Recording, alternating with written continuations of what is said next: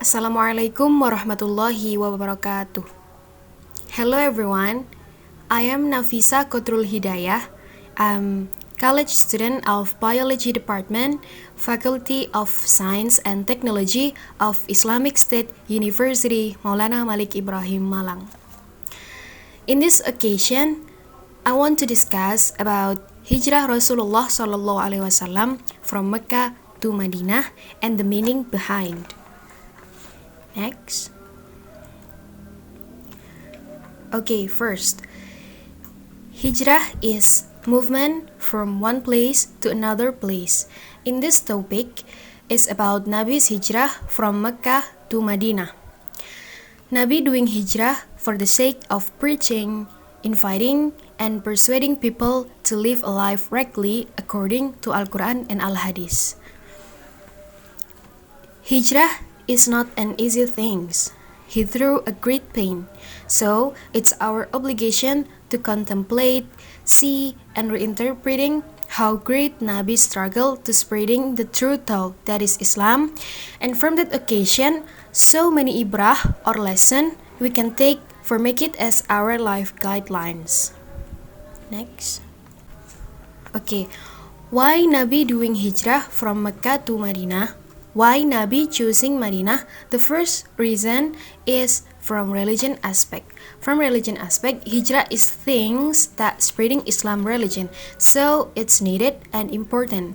The second reason is from political aspect, that Madinah is a strategic city which surrounded by mountains, forests, and date palm plantation, so it will be difficult for the enemy to come in and attack Madinah city.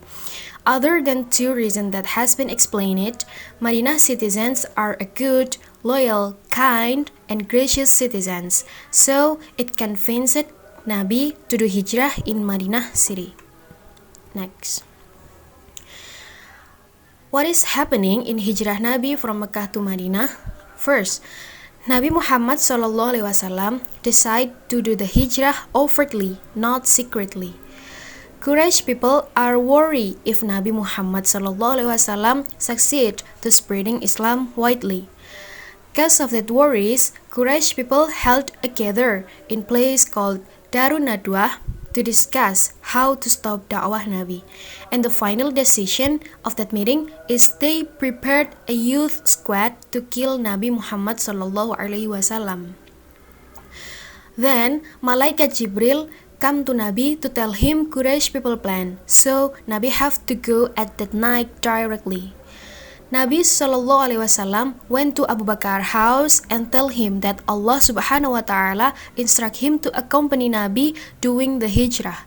Rasulullah also asked Sayyidina Ali to change him sleep at his bed and use his weapon armor. Next. Rasulullah and Abu Bakar leave to Jabal Sur.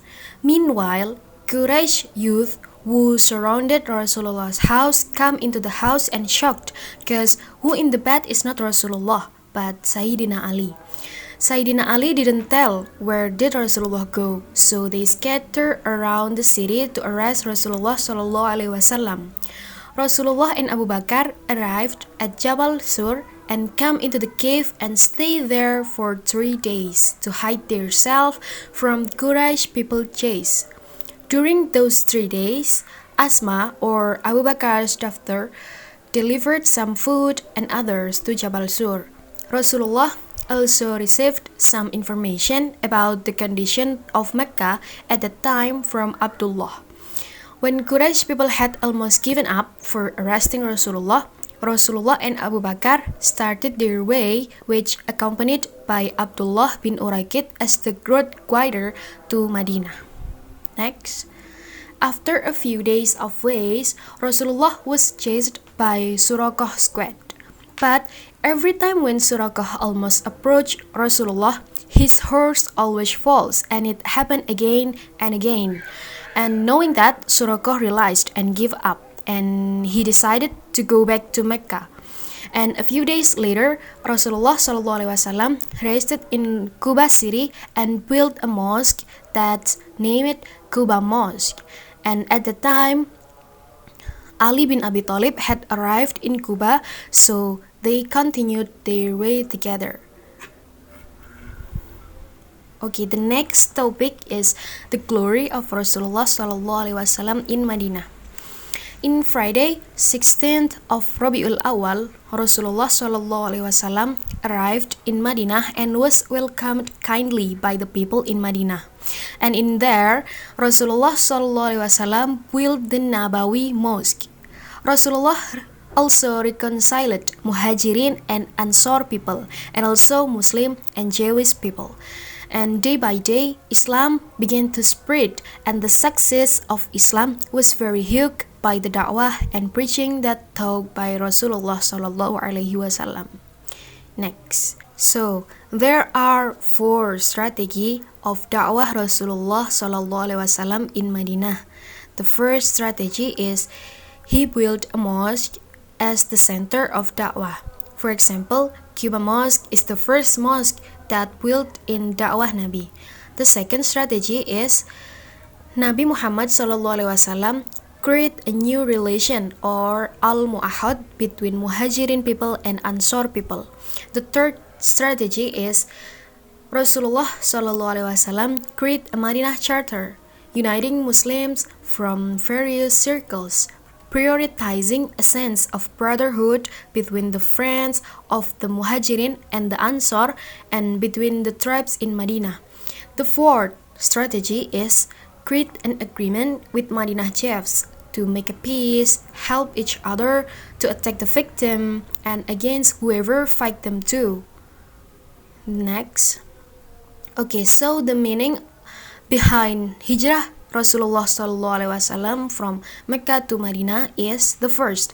Rasulullah created a peace between people and ummah.